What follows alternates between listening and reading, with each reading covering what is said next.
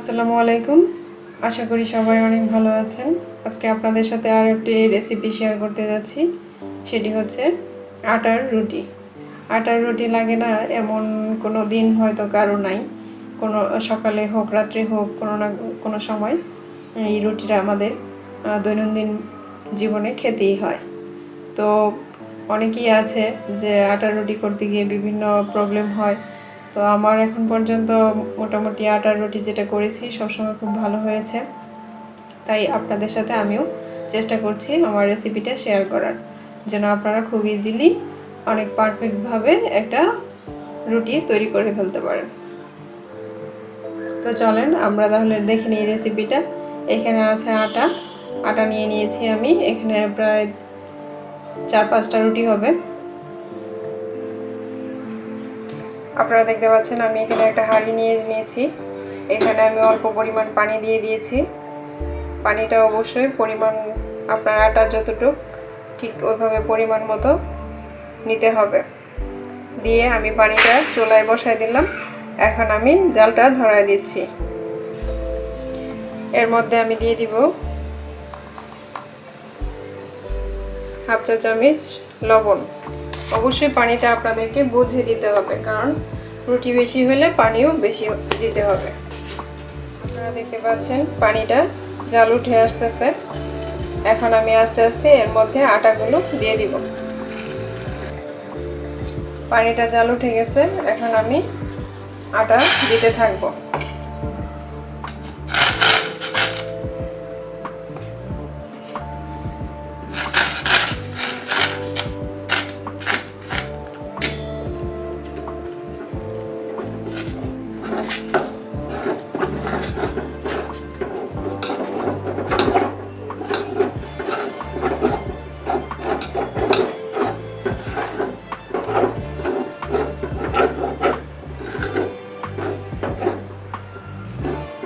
এভাবে সবগুলো আটা আমি মিশিয়ে নিলাম গরম পানিটাতে।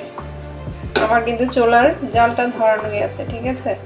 তো এরকম একটা আঠালো হবে, এটা কিন্তু নরম হবে না, ঠিক আছে? নরম হলে রুটিটা হবে না। এই যে দেখেন শুকনা শুকনা। এখন আমি এটাকে নামাই নিলাম। আপনারা দেখতে পাচ্ছেন এটা এখন অনেক গরম আছে। এই অবস্থায় আমি এটাকে ঢেলে নিয়েছি। এখন একটা অনেক গরম থাকা অবস্থায় আবার ঠান্ডা হয়ে গেলে এটা ভালোভাবে মিশবে না, তো হাত দিয়ে মাখানোটা অনেক কঠিন হয়ে যাবে। আপনারা এই যে বেলানিটা দিয়ে এটাকে এরকমভাবে মিশিয়ে নেবেন, তাহলে আপনার গরমটাও লাগলো না, কাজটাও হয়ে গেল। আপনারা দেখতে পাচ্ছেন এখন মোটামুটি এটা ঠান্ডা হয়ে গেছে, তাও গরম আছে, কুসুম গরম আছে। এখন এটাকে আমি ভালোভাবে এরকম মথে নিব। আর এখানে কিন্তু আমি কোনো তেল ইউজ করি নাই। তেল ইউজ না করার ফলেও রুটিটা অনেক নরম হবে খেতে এবং খুবই টেস্ট হবে। আর সয়াবিন তেল আসলে যতটুকু কম খাওয়া যায়, অনেকেই রুটির মধ্যে তেল দিয়ে খান, যেটা আসলে উচিত না।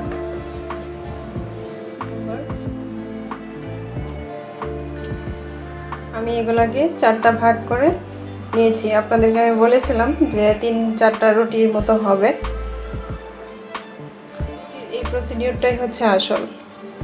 দেখেন কোথাও কোনো দানা টানা নাই, একদম অনেক সুন্দরভাবে এটা হয়েছে, মাখানো হয়েছে। এবং এটা ঠান্ডা হয়ে গেলে আর ওই কাজটা হয় না। এটাই হচ্ছে রুটিটার মূল টিপস। ভালো একটা নরম সুন্দর রুটি বানানোর এটাই হচ্ছে আসল টিপস।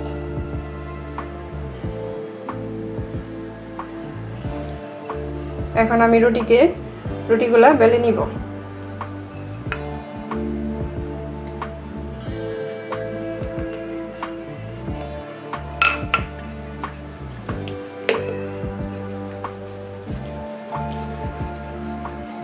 আর রুটিটা অবশ্যই পাতলা রাখার চেষ্টা করবেন। পাতলা রুটি কিন্তু খেতে অনেক বেশি ভালো লাগে, ভারী রুটি খেতে ভালো লাগে না।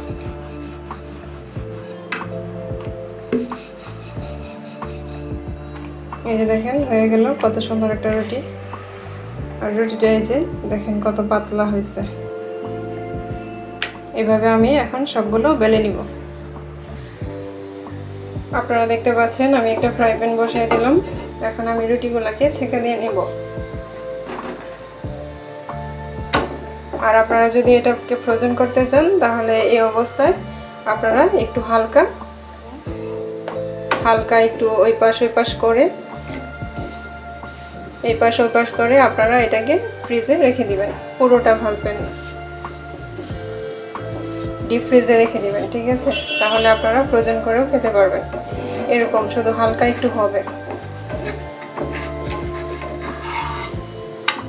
এরকম হালকা হবে, তখন আপনারা এটাকে ডিপ ফ্রিজে সংরক্ষণ করতে পারবেন।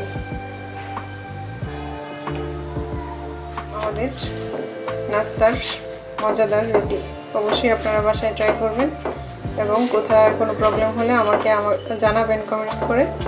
আমরা চেষ্টা করব সমাধান দেওয়ার। সবাই অনেক ভালো থাকবেন।